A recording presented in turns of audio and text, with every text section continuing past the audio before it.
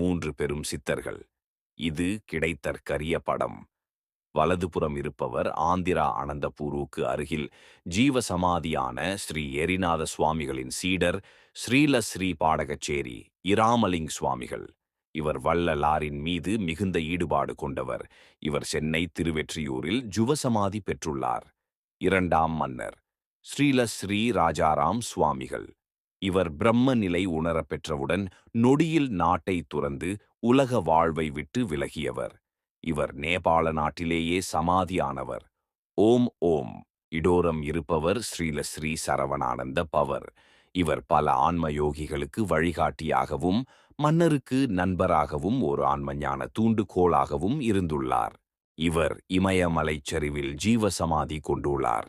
இந்த இருவரும் ஸ்ரீலஸ்ரீ பாடகச்சேரி சுவாமிகளை சந்திக்க சென்னை வந்தபோது கிடைக்கப்பட்ட படம். இது 18ஆம் நூற்றாண்டின் நிகழ்வு ஆகும்.